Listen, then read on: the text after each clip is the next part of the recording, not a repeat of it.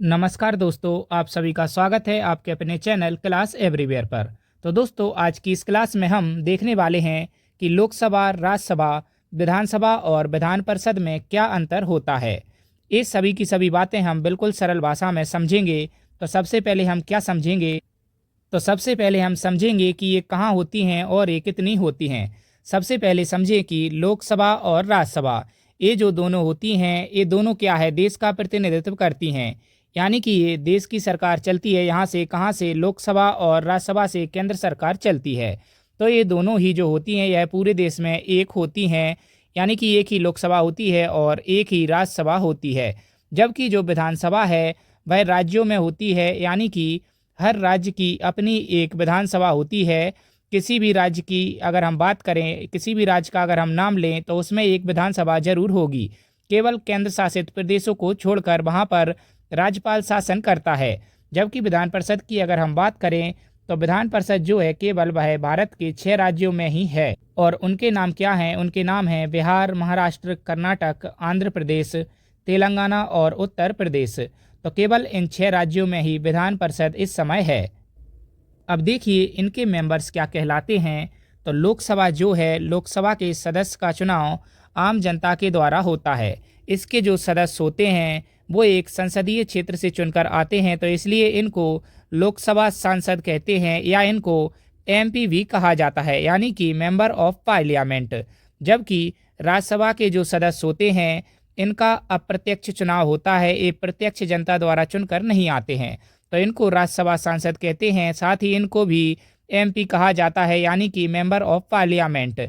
इनके पार्लियामेंट में लोकसभा और राज्यसभा दोनों ही शामिल हो जाते हैं। किसमें? मेंबर ऑफ पार्लियामेंट में।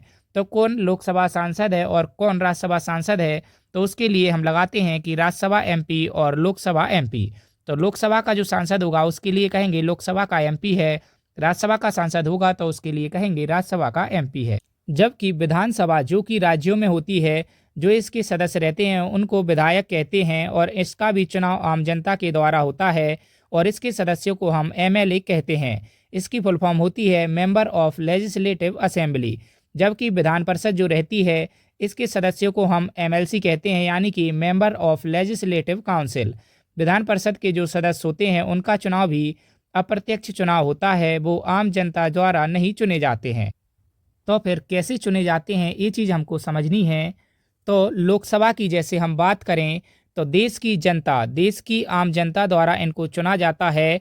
एक लोकसभा क्षेत्र से एक सांसद चुनकर आता है, जिसको हम लोकसभा एमपी कहते हैं। तो चूंकि आम जनता द्वारा चुना जा रहा है, इसके लिए हम इसको क्या कहते हैं, इसको हम निम्न सदन या हाउस ऑफ पीपल या लोअर हाउस कहा जाता है। जबकि राज्यसभा जो है इसको हम अपर हाउस कहते हैं, यानी कि काउंसिल ऑफ स्टेट्स इसको कहा जाता है। इसके जो सदस्य होते हैं वो एमएलए द्वारा चुने जाते हैं। ये एमएलए कौन? जो विधानसभा में विधायक होते हैं। तो प्रत्येक राज्य से कुछ सदस्य जो है वो विधानसभा चुनकर राज्यसभा में भेजती है। इसलिए राज्यसभा के जो सदस्य होते हैं उनका चुनाव एमएलए द्वारा होता है, यानी कि मेंबर ऑफ लेजिस्लेटिव असेंबली द्वारा राज्यसभा के सदस्यों का चुनाव होता है। और यह एक अप्रत्यक्ष चुनाव होता है, यानी जनता की जो भागीदारी है इसमें नहीं होती। इसमें विधानसभा के द्वारा राज्यसभा के सदस्यों को चुना जाता है। और इसके बाद अगर हम बात करें विधानसभा की, तो विधानसभा के सदस्य सीधे राज्य की जनता द्वारा चुने जाते हैं। और विधान परिषद की अगर हम बात करें, तो इसके जो सदस्य हैं वह विधायकों द्वारा एक तिहाई सदस्य निर्वाचिका द्वारा, और जैसे कि नगर निगम, नगर पालिका, जिला पंचायत, क्षेत्र पंचायत, ये सब आ जाते हैं। 1/12 सदस्य शिक्षकों द्वारा, निम्नतम माध्यम स्तर के जो शिक्षक हों वो, और जो रजिस्टर्ड ग्रेजुएट स्नातक होते हैं उनके द्वारा 1/12 सदस्य, और शेष 1/6 सदस्य राज्यपाल द्वारा नियुक्त किए जाते हैं। तो ये भी एक अप्रत्यक्ष निर्वाचन प्रणाली है, जिसमें सीधे जनता की भागीदारी नहीं होती है। अप्रत्यक्ष चुनाव कहलाता है, और जनता की सीधी भागीदारी होती है तो उसको प्रत्यक्ष चुनाव कहा जाता है। इसके बाद हम देखते हैं कि number of members in the house. तो मेंबर्स कितने होते हैं? तो लोकसभा में मैक्सिमम जो सदस्य हैं वो 552 होते हैं, और वर्तमान में केवल 545 सदस्य ही हैं। और राज्यसभा में कुल 250 सदस्य होते हैं, जिसमें से 12 सदस्य जो हैं वह राष्ट्रपति के द्वारा चुने जाते हैं। जबकि विधानसभा की अगर हम बात करें तो इसकी जो सदस्य संख्या होती है वो उस राज्य की तहसील या विधानसभा क्षेत्रों पर निर्भर करती है कि कितने वहाँ पर विधानसभा क्षेत्र हैं, तो उतनी ही वहाँ से विधायक या एमएलए चुनकर आएंगे। जबकि विधान परिषद की अगर हम बात करें तो केवल 6 राज्यों में विधान परिषद है। तो जैसे अगर हम यूपी की बात करें तो वहाँ पर अधिकतम 100 सीटें हैं। इस प्रकार से जो संख्या है वो सब में लिखी गई है। तो क्या है कि इसके लिए एक नियम यह है कि किसी भी राज्य की जो विधान परिषद है उसमें जो अधिकतम सदस्य संख्या होगी वो विधानसभा के सदस्यों का 1/3 होगी, या फिर न्यूनतम कितनी होगी, या फिर न्यूनतम 40 होगी, या तो 1/3 होगी या फिर 40 से अधिक होगी, न्यूनतम 40 होगी। विधान परिषद के सदस्यों की संख्या फॉर एग्जाम्पल अगर हम देखें, अगर विधानसभा में क्या है, अगर विधानसभा में अगर हम देखें कि 120 सीटें हैं तो इसका अगर हम 1/3 करेंगे तो कितना आएगा, 40 आएगा। तो क्या होगा, या तो न्यूनतम होगा या 40 से ज़्यादा होगा। अब हम देखते हैं कि इनका कार्यकाल क्या होता है। अब हम देखते हैं कि इनका जो टेन्योर यानी कि कार्यकाल है वो क्या होता है। तो लोकसभा के जो सदस्य हैं उनका कार्यकाल 5 वर्ष होता है, और लोकसभा जो है वो एक अस्थायी सदन होता है, यानी कि 5 साल तक फिक्स कार्यकाल नहीं है। अगर राष्ट्रपति चाहे तो प्रधानमंत्री की सलाह पर इसको भंग भी कर सकता है 5 साल से पहले।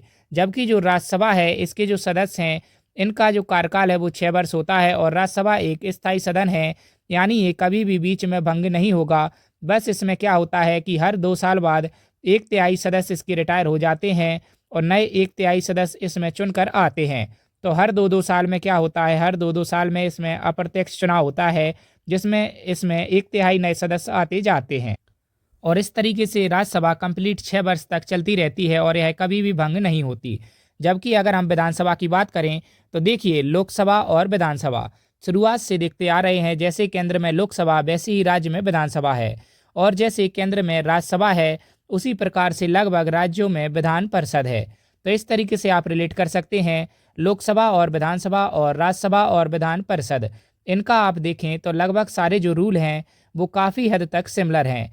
तो अगर हम इसमें भी देखें तो विधानसभा का कार्यकाल 5 वर्ष का होता है, जैसे कि लोकसभा का कार्यकाल था, और विधानसभा भी एक अस्थायी सदन है जैसे कि लोकसभा थी। और विधानसभा जो है इसको भी बीच में भंग किया जा सकता है। राज्यपाल चाहे तो वो राष्ट्रपति को सलाह दे सकता है कि भैया विधानसभा में या इस राज्य में जो है स्थितियाँ कुछ ठीक नहीं हैं, यानी कि विषम परिस्थिति हैं, तो इसको भंग किया जाए। जबकि विधान परिषद भी राज्यसभा की तरह एक स्थायी सदन है और यह कभी भी भंग नहीं होता। इसके सदस्यों का कार्यकाल भी 6 वर्ष का होता है। तो इसके बाद अगर हम बात करते हैं मिनिमम एज की, तो क्या होगा कि जो लोकसभा है इसका सदस्य बनने के लिए जो मिनिमम एज होती है, न्यूनतम आयु होती है, वो होती है 25 वर्ष, या फिर इससे अधिक होना चाहिए, यानी कि मिनिमम 25 वर्ष होनी चाहिए या उससे अधिक आयु हो। इसके साथ ही वह भारत का नागरिक हो और वह व्यक्ति किसी और लाभ के पद पर ना हो। तो ऐसी कई सारी योग्यताएं हैं, मुख्य योग्यता यही है। और राज्यसभा की अगर हम बात करें तो उसके लिए न्यूनतम आयु 30 वर्ष होनी चाहिए। जैसे मैंने कहा था कि विधानसभा और लोकसभा, तो लोकसभा और विधानसभा दोनों सिमिलर हैं। तो विधानसभा का सदस्य बनने के लिए न्यूनतम आयु 25 वर्ष है लोकसभा की तरह, जबकि राज्यसभा की तरह विधान परिषद का सदस्य बनने के लिए न्यूनतम आयु 30 वर्ष है। तो जो दोनों स्थायी सदन हैं, राज्यसभा और विधान परिषद, जो स्थायी सदन का अगर आपको सदस्य बनना है तो आपकी आयु 30 वर्ष होनी चाहिए, और अस्थायी का अगर आपको सदस्य बनना है तो आपकी आयु 25 वर्ष होनी चाहिए। और अगर हम बात करें लीडर ऑफ द हाउस की, देखिए हम बात कर रहे हैं लीडर ऑफ द हाउस की, यहाँ पर हम स्पीकर की बात नहीं कर रहे हैं। तो लोकसभा का जो लीडर ऑफ द हाउस होता है वो प्रधानमंत्री होते हैं, यानी कि जो 17 दल होता है उसके कुछ सांसद मिलकर मंत्रिमंडल बनाएंगे, और उन मंत्रिमंडल का एक मुखिया चुना जाता है जिसको हम कह देते हैं प्रधानमंत्री। जबकि राज्यसभा का जो लीडर ऑफ द हाउस है वो उसके सदस्यों द्वारा चुना जाता है। और विधानसभा की अगर हम बात करें तो उसका जो लीडर ऑफ द हाउस है, तो सदन का मुखिया जो है वो मुख्यमंत्री होता है।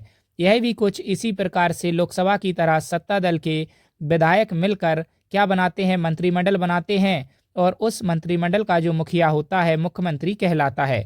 जबकि विधान परिषद की अगर हम बात करें तो इसके सदस्यों द्वारा ही इसका जो लीडर ऑफ द हाउस है उसका चुनाव किया जाता है। एट द एंड अगर हम स्पीकर ऑफ द हाउस की बात करें तो स्पीकर केवल फिक्स होता है राज्यसभा का, जो भारत के उपराष्ट्रपति होते हैं वो राज्यसभा के पदेन सभापति होते हैं। बाय डिफॉल्ट जो राज्यसभा का जो स्पीकर है, जो अध्यक्ष होता है, speaker of the house means अध्यक्ष, दो उपराष्ट्रपति होंगे भारत के। बाकी लोकसभा, विधानसभा और विधान परिषद, इन सभी के जो स्पीकर हैं वो उसके सभा के सदस्यों द्वारा चुने जाते हैं। तो उम्मीद है आपको सिंपल सरल भाषा में हमने अंतर करके बताया है, आपको समझ में आया होगा। प्लीज़ आप इस वीडियो को ज़्यादा से ज़्यादा दोस्तों के साथ, फैमिली के साथ शेयर ज़रूर कीजिए ताकि सबको ये नॉलेज आसानी से मिल सके। और अगर आपको वीडियो पसंद आई हो तो वीडियो को लाइक भी करें और हमारे चैनल को सब्सक्राइब करके हमारे साथ ज़रूर जुड़ जाएं डेली ऐसी ही टॉपिक वाइज जीके की और मैथ की क्लासेस के लिए, क्योंकि मैं कॉम्पिटिटिव एग्जाम्स के लिए डेली जीके, करंट अफेयर और मैथ की क्लासेस लाता रहता हूं। तो चैनल को सब्सक्राइब करके हमारे साथ ज़रूर जुड़ जाइए।